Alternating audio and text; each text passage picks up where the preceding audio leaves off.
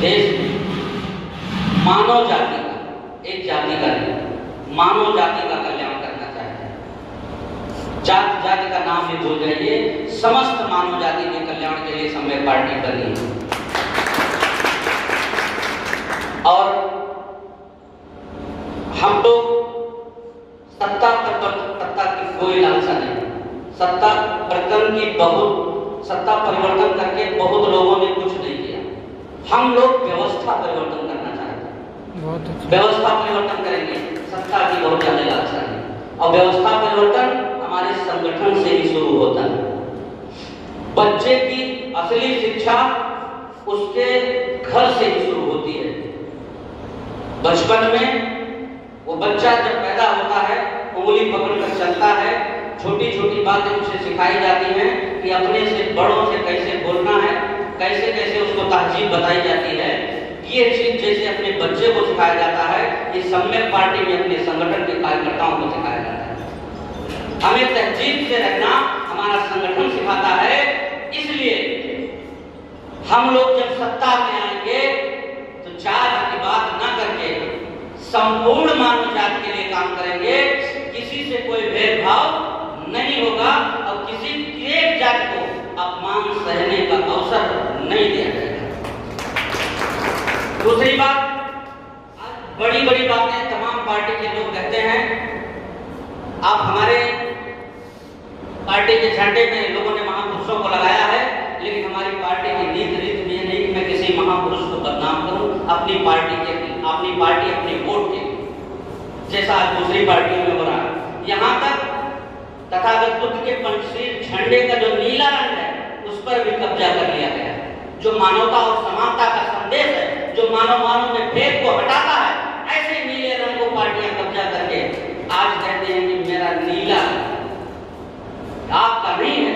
ये नीला रंग समस्त मानव जाति का है। ये जो मानव में भेद को खत्म करता है, इसलिए उस नीले रंग को पंचशील झंडे में रखा गया है कि मानव एक समान है। अब आप उस रंग को लगाकर और मानव जाति के दूसरे जाति के साथ गलत टिप्पणी कर रहे हैं, तो यह हमारे पंचशील का अपमान है। दूसरी चीज, क्रांति की बात आपने कही।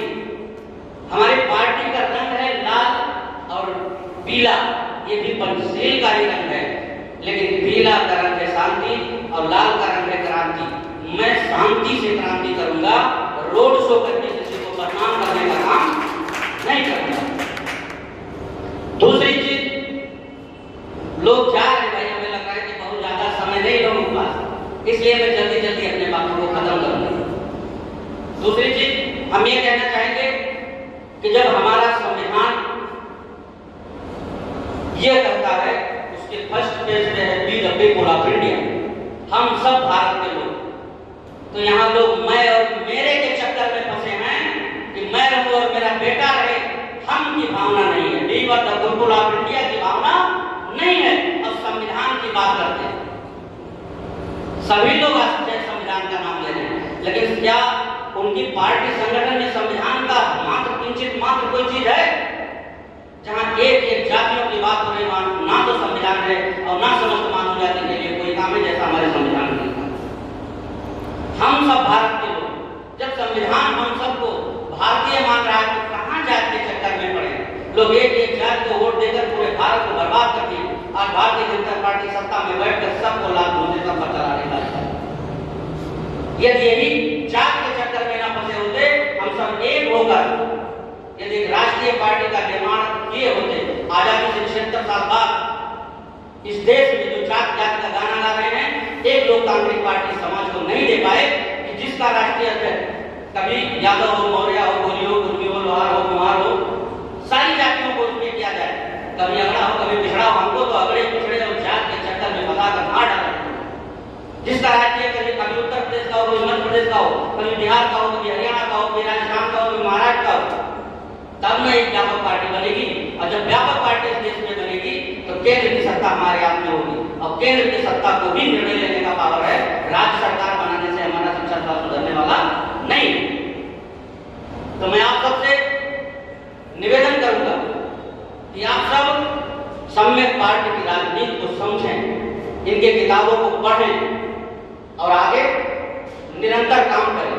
जो जिला की कार्यकारिणी जहाँ तक बन गई हमारे यहाँ इस विंग की, वो सारे भी अनुशासनिक संगठन को लेकर अपने जिले के कार्यकारिणी का काम करें, दिन प्रतिदिन लोगों को बढ़ाने का काम करें। और मैं 24 घंटा आपकी सेवा में तत्पर रहूंगा। मैं 1 तारीख से घर से निकला हूँ और बिहार के कई जिलों का भ्रमण करके आया हूँ।